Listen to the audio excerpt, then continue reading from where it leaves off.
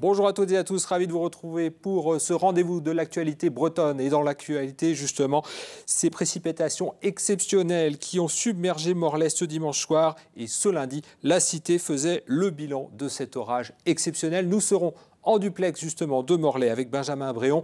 Benjamin, vous aviez un petit peu les pieds dans l'eau ces dernières heures. Eh bien oui Frédéric, je suis venu en botte pour ce duplex d'ailleurs. Vous nous direz comment et pourquoi c'est arrivé un tel événement climatique. Merci, nous vous retrouvons dans une minute. Et puis à Brest, cette opération exceptionnelle, un élytreuillage à partir du téléphérique. C'était un exercice pour se préparer au scénario du pire. Juliette Roger était sur place. Et puis les costumes bretons, ce sont souvent des heures et des heures de broderie, mais aussi de recherche et de collecte. Exemple à Auray avec Fanny Coconnier. Voilà les principaux titres que nous développons dans cette édition du lundi 4 juin 2018. L'équivalent d'un mois de pluie. En quelques heures, Morlaix a connu dimanche soir le plus violent orage depuis 2013. À partir de 18 h, l'eau est montée pour atteindre par endroits plus d'1,50 m. Les torrents d'eau ont provoqué des dégâts importants, comme ici sur la ligne Morlaix-Roscoff, où une voiture a été entraînée par le flux. Aucune victime n'est heureusement à déplorer. Après le déluge ce lundi, la vigilance était encore au niveau orange. Une partie de la journée, la priorité était au nettoyage et à l'évaluation des dégâts. Et certains commerçants ont tout perdu. La porte de la boutique a cédé et là l'eau s'est engouffrée sur 1 mètre, a tout emporté. Un désastre complet, plus rien, plus de machines, plus d'outils de travail. En espérant que les assurances fassent vite et puis que je puisse racheter une machine et retravailler vite pour subvenir à mes besoins. J'ai ouvert samedi, il y a donc 48 heures. Tout est mort, tout est parti à la poubelle. Maintenant, il y a juste du boulot. Je vais évacuer le mobilier qui est bon pour aller à la poubelle. Les photos sont prises pour les experts d'assurance. Effectivement, il y a un plan de prévention inondation, mais la vitesse avec laquelle l'eau est tombée ne permettait pas de mettre en œuvre les mesures que l'on met habituellement lorsqu'il y a des annonces de crue. Alors, comment cet épisode est-il arrivé et pouvait-on éviter autant de dégâts? Tout de suite, nous retrouvons Benjamin Bréon dans le duplex. Benjamin, l'épisode de ce dimanche 2 juin 2018 est exceptionnel, évidemment. Alors, ce n'est pas la première fois que Morlaix se retrouve sous les eaux, Benjamin. Non, Frédéric, la ville est malheureusement régulièrement victime d'inondations. Les dernières de cette importance, c'était donc à Noël 2013. Mais si on regarde, il y en a déjà eu en 2010, 2009, 2008. Il y en a eu en 2000 qui avaient été parfaitement dévastatrices. La spécificité de celles de ce dimanche, c'est que d'une part, elles sont intervenues en juin et pas en hiver. D'autre part, qu'elles ont été très brutales. Et enfin, c'était avec un petit coefficient de marée. Alors que généralement, ce sont les gros coefficients qui créent les conditions d'un débordement en ville. Il faut dire qu'il est vraiment tombé des cordes. On parle d'1,3 milliard de litres d'eau en 1 heure. C'est l'équivalent, si vous voulez, de la taille d'un terrain de foot sur 162 mètres de haut. Vous imaginez le volume. On a du mal à s'imaginer. Et toute cette eau s'est donc retrouvée au centre-ville, donc concentrée sur une petite surface. Oui, en fait, bon, déjà Morlaix, c'est une cuvette où se croisent 2 cours d'eau, le Jarlot et le Quai-Fleutte. Et donc Morlaix est évidemment très sensible au phénomène de crue. Ça, c'est quelque chose qui ne changera pas. Il n'y a évidemment aucune chance pour qu'on bouche la vallée et qu'on reconstruise la ville à la hauteur du viaduc. Mais il y a d'autres raisons possibles d'amont en aval. Déjà, tout en haut, et on en parle souvent, il y a l'artificialisation des sols. Il est évident qu'une surface bitumée ne retient pas l'eau, contrairement à une zone naturelle. Ça, c'est une problématique globale. Sinon, si l'on en revient plus spécifiquement aux orages de ce dimanche, il y aurait une première piste d'explication en amont de Morlaix, vers Pleyber-Christ. Un étang chargé de contenir au moins en partie une éventuelle montée des eaux n'a pas joué son rôle parce qu'il était déjà plein avant même qu'il ne commence à pleuvoir. Bilan, quand l'eau est arrivée, il a débordé et il était trop tard. Si on suit le courant, on arrive au centre-ville et il y a une deuxième explication qui tient à la taille des buses souterraines qui traversent la ville de part en part et permettent d'évacuer l'eau du Jarlot et du Quai-Fleutte. Ces buses sont réputées trop petites. Quand le courant monte trop fort, elles saturent et ça déborde. C'est un sujet qui revient sur la table après chaque inondation.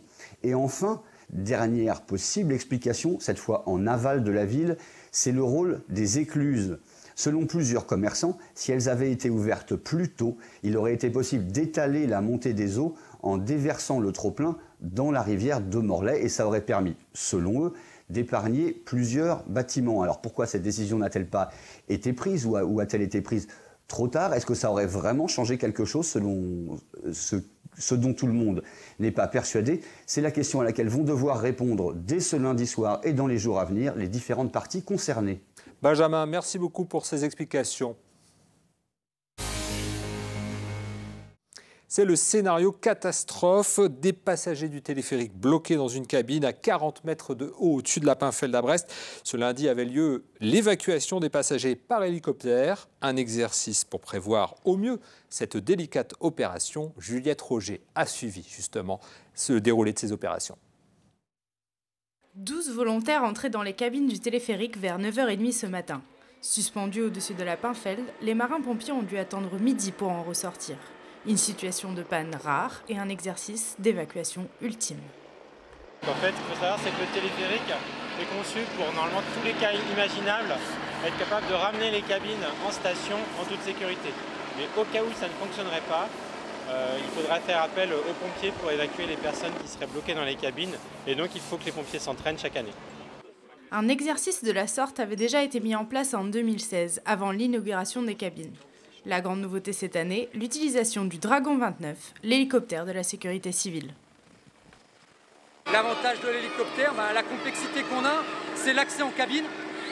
Donc l'avantage de l'hélicoptère, c'est que lui peut treuiller du personnel tout de suite sur cabine. Et donc on gagne énormément de temps. Sinon la solution, ça ferait que nos équipes se déplacent sur les câbles. Et une fois les portes ouvertes et la Pinfeld qui se profile dans le vide, c'est en rappel que les passagers descendent 40 mètres de haut. L'évacuation peut être faite avec tout type de personnes, même personnes âgées ou enfants. C'est un matériel sécurisé et voilà, donc il n'y a aucun souci pour la sécurité des personnes. Pour terminer l'opération, c'est les marins-pompiers qui prennent en charge les évacués sur un ponton flottant ou à terre. En tout, chaque personne aura été évacuée en 5 minutes. Des kayakistes sauveteurs, la vente du sémaphore de l'île de Groix ou encore le carton plein pour le festival Les Petites Folies à Lampol-Plouarzel dans le Finistère. C'est le moment de retrouver notre chronique l'info en 5 infos justement préparées par Benjamin Bréant. Coup de chapeau à 5 jeunes du club de kayak de Landerneau. Ce samedi après-midi, ils ont sauvé de la noyade une femme de 78 ans, pensionnaire de l'EHPAD, qui était tombée dans les Lornes. La dame a été hospitalisée. Carton plein des Petites Folies ce week-end à Lampol-Plouarzel. Avec un vendredi record et un samedi à peine plus calme, le festival dépasse les 10 000 entrées pour la première fois et devrait être largement bénéficiaire. Bref, la 9e édition est sur les rails. Invasion de canards en plastique ce week-end sur le Léguerre à Lannion. 4600 d'entre eux ont été mis à l'eau pour la première Duck Race de la ville. La manifestation a permis de récolter des fonds pour l'association Andy Chien et tous les canards ont naturellement été récupérés en aval. Il y avait foule ce dimanche au cours hippique de Saint-Efflamme. Plusieurs milliers de personnes ont assisté aux 6 heures de spectacle avant que l'orage ne mette prématurément un terme aux festivités. Enfin, avis aux amateurs, un peu fortunés quand même, le sémaphore de l'île de Groix est à vendre. Après 11 ans à le remettre en état et à y proposer des chambres d'hôtes, sa propriétaire septuagénaire cherche un nouveau passionné pour en prendre soin, mise à prix 1,9 million d'euros. Et oui, quand même.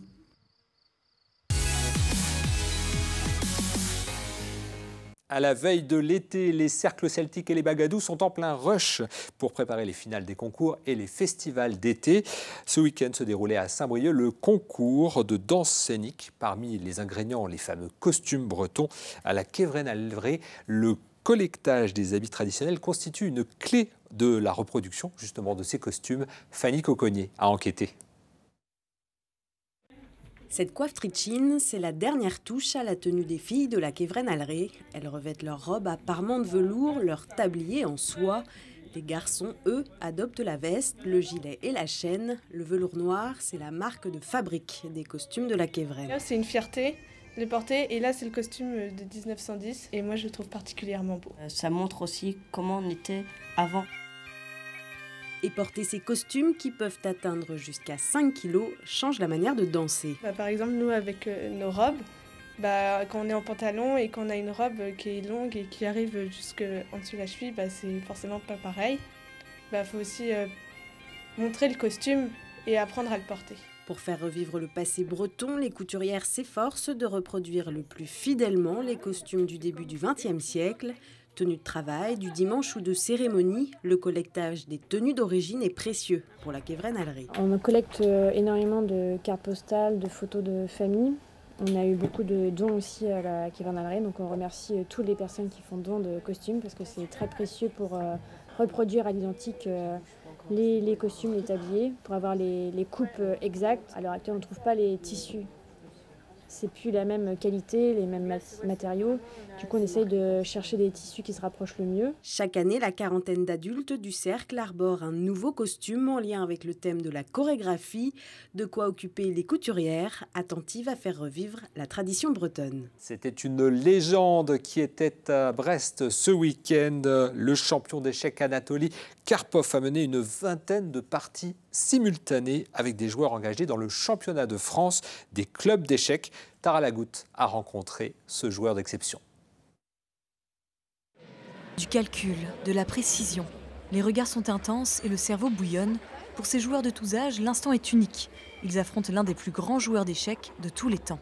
C'est un monsieur absolument extraordinaire. Le fait qu'il puisse venir, c'est vrai que ça aide beaucoup la Fédération française des échecs. Et je suis sûr que les jeunes, les moins jeunes qui sont là, qui jouent avec lui aujourd'hui cette joute, garderont ça dans leur mémoire toute leur vie. Le joueur russe de 67 ans a remporté 6 championnats du monde et gagné près de 180 matchs. Il a notamment affronté Garry Kasparov lors de parties mythiques. Et sur les 20 joueurs présents aujourd'hui, seuls 2 s'en sortiront avec une égalité, comme Lucie. Là, j'essayais surtout de me défendre. Voilà. Et puis après, à un moment, il a proposé nul et j'ai accepté. J'étais contente de pouvoir jouer contre un champion du monde. Édouard, lui, a tenu tête au champion, jusqu'à être le dernier encore en lice. J'ai essayé de faire des petites magouilles comme ça, et puis il est trop fort, quoi. Il a pris le jeu et il s'est positionné super bien. Players defended quite well. Les joueurs se sont plutôt bien défendus. En particulier, 3 jeunes filles, 2 garçons, mais également 3 adultes. C'était des parties haut niveau pour un tournoi. Il n'y a pas de sport plus violent que les échecs, disait son rival de toujours, Kasparov. L'entraînement sera donc rude pour que ces graines de champion atteignent le niveau du grand Karpov. C'est la fin de cette édition. Merci de nous avoir suivis. N'oubliez pas de découvrir ce soir sur TBO et TB Sud le magazine Multisport présenté par Laurent Villebout qui revient sur la victoire du CEP Lorient à retrouver à 19h15 et 23h15. Quant à nous, on se retrouve demain mardi à partir de 19h pour un nouveau point sur l'actualité. Bonne soirée à vous et à demain.